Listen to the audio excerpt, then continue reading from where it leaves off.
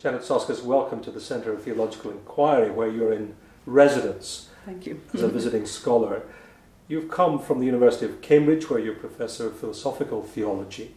You've arrived here at a time when you've just brought out a new book, both in the United Kingdom and now here in the United States. And it's receiving great attention. It's the extraordinary story of two 19th century Scottish ladies. Do tell us about the book and why you got intrigued by their story.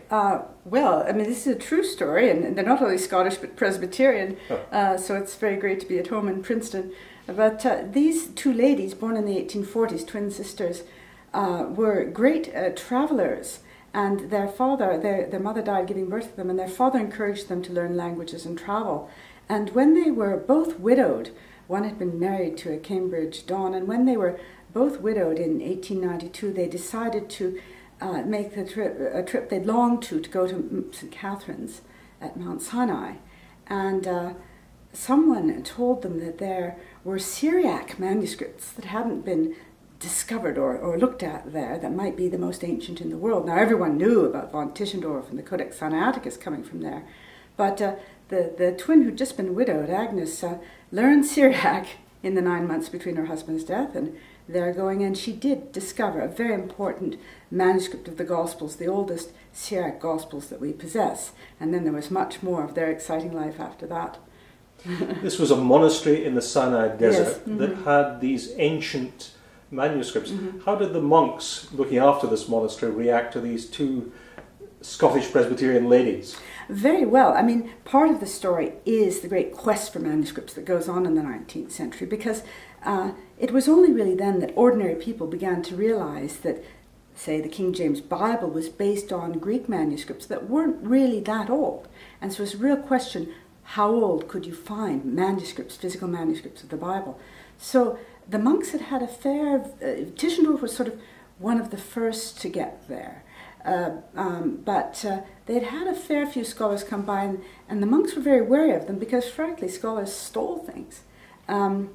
But they liked the twins. The twins spoke modern Greek, which the monks spoke, and they spoke Arabic, which the monks also spoke, and were obviously trusted by the twins, so much so that the monks actually asked them, not the scholars, to do the Arabic and Syriac manuscript catalogues for them. How old were the manuscripts they found? Well, the physical manuscript that they found was late 4th century, but it was important at the time because philologists could tell from the nature of the Syriac that the translation it carried probably went to the late 2nd century. And this is pushing back our witness for the four Gospels. The four Gospels is being selected as premier, circulating together very early on. This book is published in the United States by Knopf. It's called Sisters of Sinai. But you came to this story as a theologian, a philosophical theologian. Mm. What drew you to their story in terms of your own research interests as a theologian? Well, initially the magic of Sinai, because I was working on a project on the names and the naming of God. And in this, central for both the Christian theologians and the rabbis, is the story of Moses at the burning bush. Moses asked God for a name. God says, I am who I am. So I became sort of burning bush obsessed. And about 10 years ago, one of my graduate students said, oh, you're always talking about Sinai, we must go. So she organized a little group of graduate students, and I took my children and we went.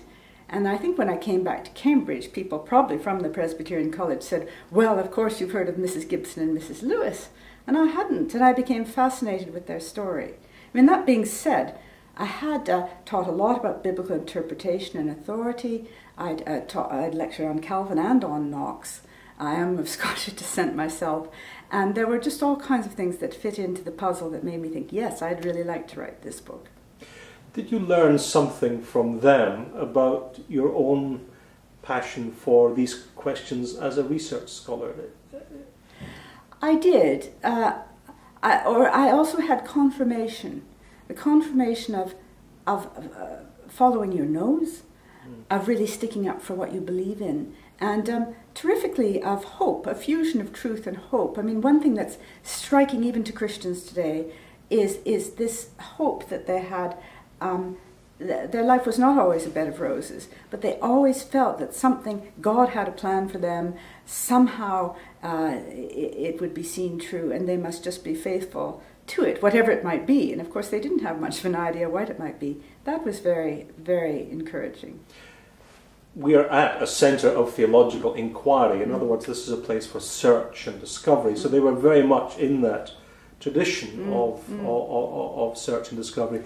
You've come here to work on your research project on the name of God. Do tell us about your work while in residence at the centre here.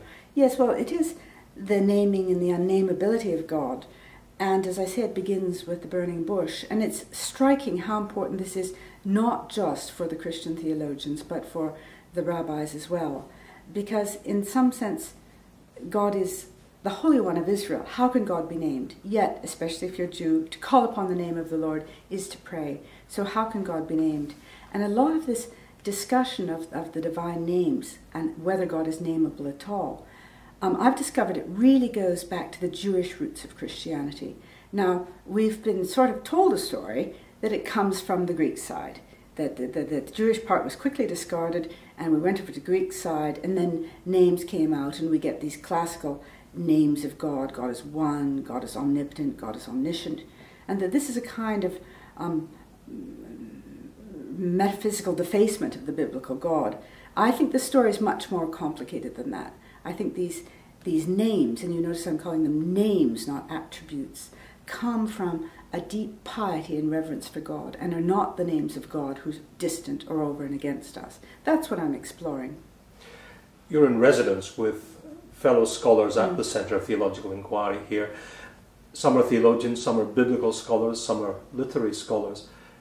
How is your residence here with them informing your work? Have you found conversation partners here for your own research? Very much so. I mean, I gather we've been chosen to have complementary projects, but it is excellent. And it's something, in my experience, quite unique, because you're all here on leave. You all have nothing to do about your research. And so there's time to talk to people. We all know in our own departments as academics, everyone's too busy to really sit down and cut the fat the way, ideally we would like to. But here we have that opportunity, and for me particularly, the colleagues who are in biblical studies and in patristics have a great deal of overlapping interest, as well as the systematicians, and indeed our literary colleague, because what I'm looking at too is the way texts work, the way narratives work. The Moses story, whatever else it is a profound narrative. And so much of theology is the narrative of salvation. This, by the way, hooks back with the Sisters of Sinai, because one thing I learned writing that book, which was the first time I had actually written a narrative, having pontificated about narratives for years, is how difficult it is and what is involved in writing a narrative. So all these things make it a very rich mix of a place where you can do what I think Agnes and Margaret, my Scottish twins, wanted to do, which is they had a strong commitment to the truth. You couldn't protect the Bible from fact. If you went out there, and this is why they were not only physically brave in their expeditions, but spiritually brave, they wanted to go out there and find the facts. If the facts were that the Bible had been concocted, well, in the 6th century, they wanted to know. They didn't believe for a second it would be, but they were willing to put it on the line. And I think here at the Centre, we're trying to be rigorous and scholarly and still in the service of faith. Janet Soskice, thank you very much indeed. You're very welcome. Thank you.